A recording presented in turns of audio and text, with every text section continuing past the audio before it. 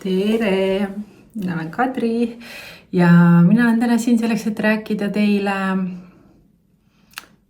noorenemisest või vananemisest, noorenemisest, DNA telomeeridest ja jumalikust sellisest algkoodist.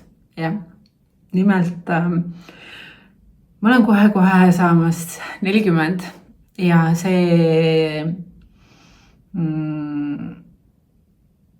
fakt, et ma olen siin 40 päikese ringid kohe tehtud, on pannud mind palju mõtlema selle vananemise teema peale ja sellisele pikaealisusele. Ja ma igaks juhuks ütlen ka nüüd siin, et kõik, mis ma räägin, lase enda filtritest läbi, ma ei pretendeeri täielikule tõele ja ma ei ole siin nagu selleks, et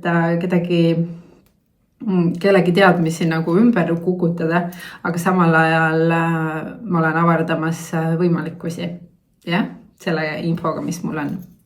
Ühesõnaga, ma tegelikult olen terve oma elu kuidagi teadnud, lihtsalt teadnud, et me ei peaks vananema sellises tempos, nagu me seda praegu teeme. Ehk et vananemine kui selline on meile justkui programmeeritud ja see liigub hästi lihtsalt põlvest põlve.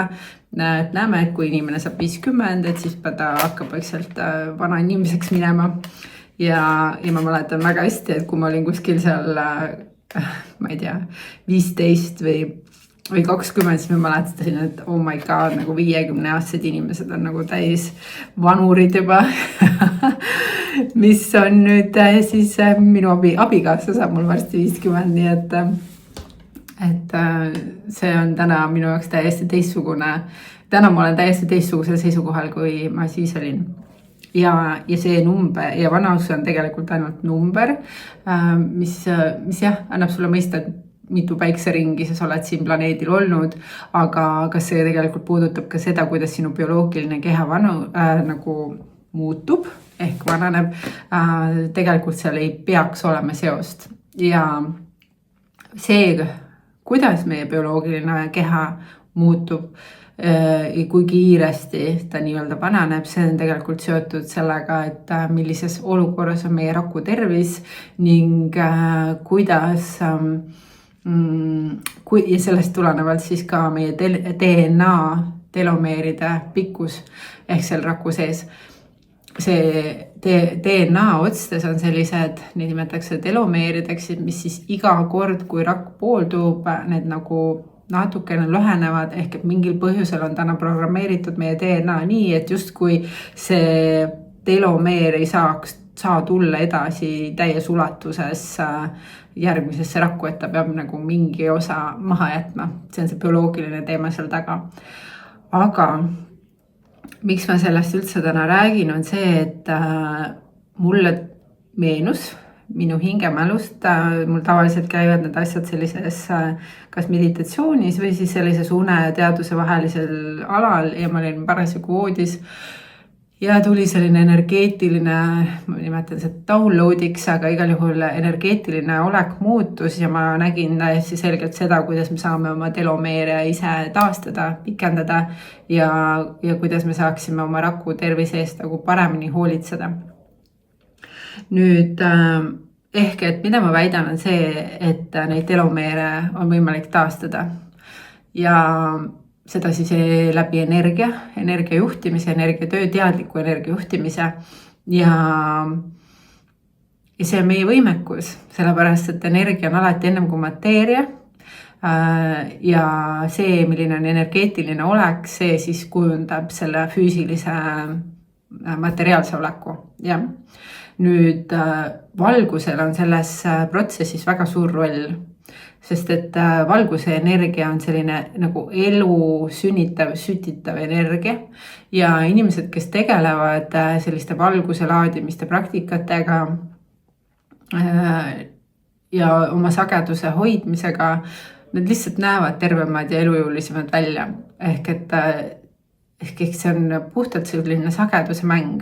Aga mida ma siis selles downloadis nägin, oli see, et tegelikult on võimalik siis valguse energia suunamisega valguse energia suunamisega sinna telomeeridesse on võimalik siis sellel telomeeri otsal kasvada tagasi või taastuda. Ja ma soovisin kinnitust sellele, et kas see on nagu minu mingi teema või on see tegelikult ka nii.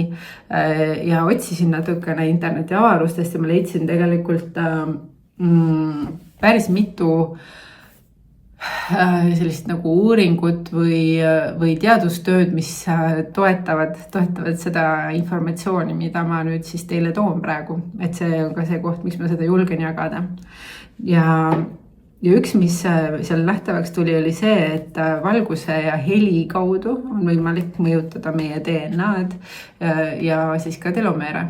Ehk et see on tegelikult see, mida valguse keel ongi, on selline sagedusliku valguse ja heli teraapia vorm, nimetame siis seda nii. Ja see kõik inspireeris mind teile looma sellist energeetilist seanssi, kus ma saan kanaldada teile läbi galaktilise keskpäikese puhast algallika valguse energiat ja aidata teil enda DNA telomeeri otstega siis tööd teha, energiatööd, et me loome selleks energeetilise puhta ruumi, mille eesmärk on siis seda energiatööd teha. Läbi juhendatud meditatsiooni ma viin teid siis sellisesse seisundisse olekusse, kus te saate seda valgust hästi vastu võtta ja siis juba on minu roll olla teile valguse kanaldajaks. Mis ei tähenda seda, et ei saaks seda ise teha, te võite aga täiesti vabalt, kui te tunnete, et teie pädevus on sealmaal, et te oskate valgust juhtida, siis jumala eest tehke seda, kui te soovite, et teie pikaealisus oleks, et teie keha oleks paremas vormis ja et te tõesti nagu elaksite kauem ja nooruslikumalt ja rohkem energiaga ja nii edasi. Et see on see energeetiline pool selle juures ja kindlasti ma kavatsen selle sessioonil rohkem põhjalikumalt rääkida ka seda, et mis on need nagu tegelikult tegevused, igapäevategevused, mis mõjutavad siis meie DNA nende telomeeride lühenemist ning ja millised nagu toiduained ja millised olekud siis soodustavad nende telomeeride pikaealisust. Ja. Täna ma saan kindlasti öelda, et üks suuremaid telomeeride mõjutajaid on stress. Ja nagu me teame, siis stress on nagu tänapäeva ühiskonnas täielik, ma tahaks öelda, pandeemiline. Ja, ta on nagu epideemia. Ja. Ehk et see on tõesti, pole vist inimest, kes tegelikult ei oleks mingil kujul stressis ja meie ühiskond on ehitatud sellisel viisil, üles ehitatud sinna maatriksi süsteemis, et kõik inimesed oleksid stressis, et nad oleksid haiged, et nad oleksid vaesed, et nad oleksid frustreeritud, toodaksid hirmuenergiat ja nii edasi. Aga ma tõesti arvan, et see ei peaks olema meie normaalsus. See ei saa olla edasi meie normaalsus ja meie normaalsus peaks olema see, et me oleme rahulikud, lõdvestunud igas oma tegevuses ning et me oleme nooruslikud, terved ja ilusad ja pakatame sellisest nagu elujõust. Ja see on tegelikult meie loomulik olek ning täiesti ideaalis peaks olema niimoodi, et me ise otsustame, millal me sellest kehast välja lähme ilma, et see keha otseselt vananeks. Ehk et rakkude pooldumisel ei peaks toimima seda, et toimub vananemise protsess, et need telomeerid ühesõnaga praegu on niimoodi, et kui rakud poolduvad, siis justkui telomeer jätab mingi osa endast maha, et see telomeeri pikkus ei jää samaks. Aga see peaks tegelikult niimoodi olema. Me peaksime saama seda ise otsustada, millal selles kehastuses on meie hinge ülesanne täidetud, millal meil on aeg vahetada keha.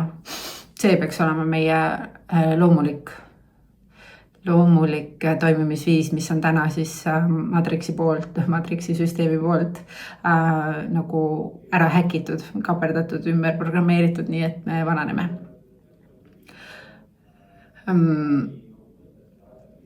Aga juba praegustel inimestel on potentsiaal elada vähemalt 2 korda kauem, kui meie praegune keskmine eluiga on, ja see tegelikult ainu kasvab. See on hästi seotud energeetilise tööga, eesotsas energiaga. Nii et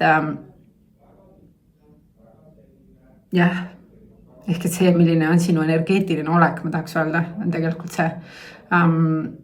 Ja energeetilist olekut mõjutavad ka füüsilised tegevused, füüsilised komponendid, toidud ja nii edasi, aga ikkagi alus, nagu ma ütlesin ennem ka, et energia on ennem ja siis on mateeria. Mateeria voolib ennast energia järgi. Võt nii, ühesõnaga, kogu selle jagamise mõte on see, et sa saaksid teadlikuks sellest, et sul on võimalik enda telomeeridega tööd teha, et pikendada oma nooruslikku olekut ja et on kohe järgmine nädal tulemas selline sessioon minu poolt, mis toetab seda protsessi. Ja see toimub 26.02.2026 ja äge numbrimäng ka, ning kui sa sellel päeval mingil põhjusel ei saa tulla otse laivi, siis ma salvestan selle nii ehk naa, nii et seda sessiooni on nii ehk naa väga kasulik teha korduvalt, nii et kõik, kes otsustavad tulla ja osaleda, need saavad endale sessiooni salvestuse ja saavad seda kuulata nii palju kui soovivad.